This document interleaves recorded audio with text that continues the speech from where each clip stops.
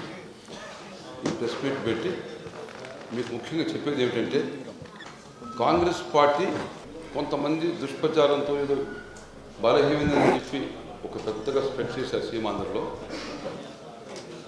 నేను దాదాపుగా 10 రోజుల నుండి విశాఖపట్నంలో ఉండి ప్రతిరోజు కూడా ఫాలోఅప్ చేస్తుంటే నాకు తెలిసింది, నేను అబ్జర్వ్ చేసింది ఏమిటంటే రోజు రోజుకి బలిష్టంగా అతి బలం చేకూరుతుంది. కాంగ్రెస్ పార్టీ బలహీనత లేదు, పటిష్టంగా ఉంది. వాళ్ళకు ఉన్నటువంటి కార్యకర్తలు కానీ కొంతమంది నాయకులు కాంగ్రెస్ పార్టీ వదిలి వెళితే తక్కిన కార్యకర్తలకి తక్కిన కాంగ్రెస్ నాయకులకి అవకాశం రావడం, దాన్ని వాళ్ళు ఇంకా ఎంతో ఒక ఉత్సాహంతో ఒక ఛాలెంజ్ కింద తీసుకొని కాంగ్రెస్ పార్టీని పటిష్టం చేస్తున్నారు. ముఖ్యంగా రఘువీరెడ్డి గారు నేను అభినందించాలి. ఆయన ప్రెసిడెంట్ అవుతానే వెంటనే బస్సు యాత్ర పెట్టి మొత్తం అంటే వారు ముందు ఉన్నటువంటి బొత్స సత్యనారాయణ గారు చాలా కోఆర్డినేట్ చేసి ఒక మంచి షేప్ తీసుకొచ్చాడు సీమాంధ్రంలో, అందరిని దగ్గర చేరుకొచ్చి వారి తర్వాత వీరు రావడం, బస్సు యాత్రతో మొత్తం సీమాంధ్రంతో కూడా పర్యటించడం, అందరినీ కోఆర్డినేట్ చేయడం, ఎంతో సమయస్ఫూర్తితో సహనంతో అందరిని తీసుకురావడం వారికి చాలా గొప్ప క్వాలిటీ. అది అంతా ఒక లైన్కి వచ్చారు. ఇప్పుడు విశాఖపట్నంలో ఈ 7 సెగ్మెంట్స్లో కూడా ఫుల్ స్వింగ్లో కాంగ్రెస్ పార్లమెంట్ సభ్యులతో కూడా ముందుకు దూసుకుపోతున్నాం. ఇక్కడ ఒక విషయం చెప్పేది ఏమిటంటే కాంగ్రెస్ పార్టీ యూపీఏ గవర్నమెంట్ ఈ 10 సంవత్సరాలలో ముఖ్యమైనది ఏమిటంటే చరిత్రలో జ్ఞాపకం ఉంచుకోవాల్సింది ఏమిటంటే జేఎన్యూఆర్ స్కీమ్ కింద ప్రతి పట్టణంలో ఉన్నటువంటి స్లమ్స్కి ఒక రూపకల్పన ఒక జీవం పోశారు. దాదాపు 2 లక్షల కోట్ల రూపాయలు ఖర్చు పెట్టారు. అది సరిగ్గా చాలామందికి పబ్లిసిటీ ఇవ్వలేదు.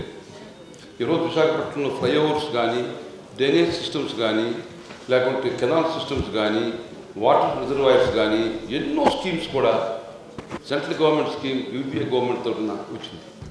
అదే రకంగా గ్రామాలలో పేదవాళ్ళు కూలీ లేక పని లేక బాధపడుతున్న వాళ్ళకి ఈ మహాత్మా గాంధీ రేగా స్కీమ్ కింద 213 కోట్ల మంది 10 సంవత్సరాలు ఇవ్వగలిగారు. అంటే దాదాపు సంవత్సరానికి 20 కోట్ల మందికి పేద ప్రజలకి క్రియేట్ చేసి వాళ్ళకి ప్రతి ఒక్కరికి కూడా కూలీ క్రియేట్ చేసి ఉచితంగా డబ్బులు ఉచితంగా పొద్దు పనిచేసి కూడా మినిమం గ్యారెంటీ కింద డబ్బులు ఇచ్చారు.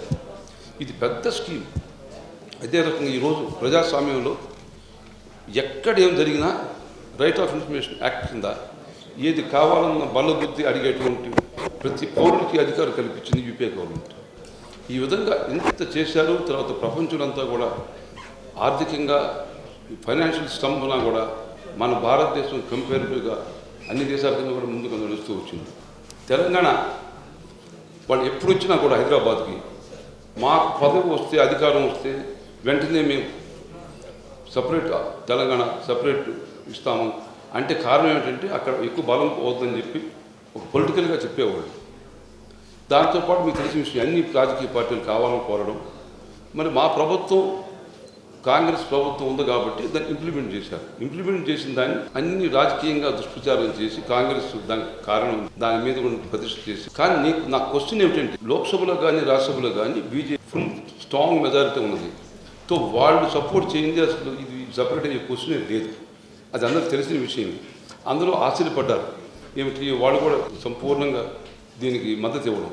అంటే దాని అర్థం ఏమిటి, సపరేట్కి వాళ్ళు చేయగలిగితే వాళ్ళతో ఈరోజు తెలుగుదేశం నుండి అలయన్స్ అయితే మరి కాంగ్రెస్ ఎలా వీక్ అవుతాయా నాకు తెలియగలుగుతాను. వాళ్ళేమో బీజేపీతో వాళ్ళు చేయగలిగిన తర్వాత మరి అది ప్రజలకు తెలుసుకున్నారు.